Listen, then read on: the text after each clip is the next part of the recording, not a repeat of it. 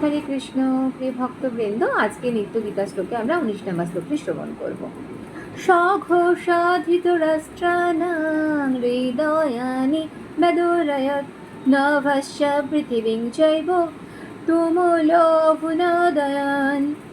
অনুবাদ: শঙ্খ নিনাদের সেই প্রচণ্ড শব্দ আকাশ ও পৃথিবী প্রতিধ্বনিত করে ধৃতরাষ্ট্রের পুত্রদের হৃদয় বিদারিত করতে লাগলো।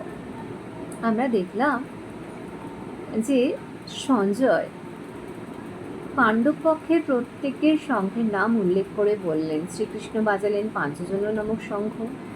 যুধিষ্ঠিরকে তিনি মহারাজা সম্বোধন করেছিলেন এবং যুধিষ্ঠির বাজালেন অনন্ত বিজয় নামক শঙ্খ। ভীমসেন বাজালেন পৌণ্ড্র নামক ভয়ঙ্কর শঙ্খ, যা শত্রুদের মনে ভয়ের উদ্রেক করে। অর্জুন বাজালেন দেবদত্ত নামক শঙ্খ এবং সহদেব আর নকুল আর সহদেব বাজালেন সুঘোষ আর মণিপুষ্পক নামক শঙ্খ। ভক্তগণ খেয়াল করুন, সঞ্জয় কিন্তু কৌরব পক্ষের যোদ্ধাদের নাম বলেননি, শুধুমাত্র পিতামহ ভীষ্মদেবের নামই বলেছেন, তবু তার শঙ্খের নাম কিন্তু উল্লেখ করেননি। এবং তারা যখন শঙ্খ বাজায়, সেই শঙ্খ অর্থাৎ কৌরবরা যখন শঙ্খ বাজায়, সেই শঙ্খের আওয়াজ কিন্তু পাণ্ডবদের মনে একটু ভয়ের সঞ্চার করেনি। কিন্তু এখানে আমরা দেখছি, যখন পাণ্ডবপুত্ররা, পাণ্ডব পক্ষের সৈন্যরা, কৃষ্ণসহ পাণ্ডবরা যখন শঙ্খ বাজালেন, তখন কিন্তু ধৃতরাষ্ট্রের পুত্রদের মধ্যে ভয়ের উদ্রেক হলো। কেন উদ্রেক হলেন জানেন? সেটা আমরা পরবর্তী শ্লোকে জানব। 20 নম্বর শ্লোক। অথো ব্যবস্থিতান দৃষ্টা ধর্তরাষ্ট্রান কপিধ্বজঃ উবৃত্তে শস্ত্র সম্পত্তে ধনুরুদ্যম পাণ্ডবঃ ঋষিকেশং তদা বাক্য মেদমাহ মহীপতে। অনুবাদ: সেই সময় পাণ্ডুপুত্র অর্জুন হনুমান চিহ্নিত পতাকা শোভিত রথে অধিষ্ঠিত হয়ে তার তীর ধনুক তুলে নিয়ে স্বর নিক্ষেপ করতে প্রস্তুত হলেন। হে মহারাজ, ধৃতরাষ্ট্রের পুত্রদের সমসজ্জায় বিন্যস্ত দেখে অর্জুন তখন শ্রীকৃষ্ণকে এই কথাগুলি বললেন। কি কথা বললেন আমরা পরের শ্লোকে পড়ব। এই শ্লোকটির ব্যাখ্যা আমরা একটু শুনব। আমরা শুনছি, সঞ্জয় বলছেন যে পাণ্ডুপুত্র অর্জুন হনুমান চিহ্নিত পতাকা শোভিত রথে প্রবেশ করলেন। পতাকাতে হনুমান চিহ্ন এলো কেন, এখানে একটু বলার প্রয়োজন রয়েছে। অর্জুন যখন স্বর্গে দেবতাদের সঙ্গে যুদ্ধে সহায়তা করতে গেছিলেন, সেই সময় পঞ্চপাণ্ডবরা যখন বনে ছিলেন, সেই সময় দ্রৌপদী দেখছিলেন একটা সরোবরে খুব সুন্দর পদ্ম ফুল ভেসে আসছিল এবং তিনি সেই ফুলটি নিয়ে ভগবানের আরাধনা করতে চাইলে যুধিষ্ঠির মহারাজ অর্জুনকে বলেন, ভীমকে বলেন যে ভীম, তুমি দেখে এসো এই পদ্ম ফুলটা কোথা থেকে এসছে, তুমি এই পদ্ম ফুলটা এনে দাও। তো ভীমসেন যখন গেলেন, গিয়ে দেখছেন, তিনি যখন হিমালয়ে উঠবেন পদ্মফুলের উৎস সন্ধানের জন্য, তিনি দেখছেন এটি বৃদ্ধ হনুমান বসে আছে এবং তার লেজটা পথের মধ্যে ছড়ানো আছে।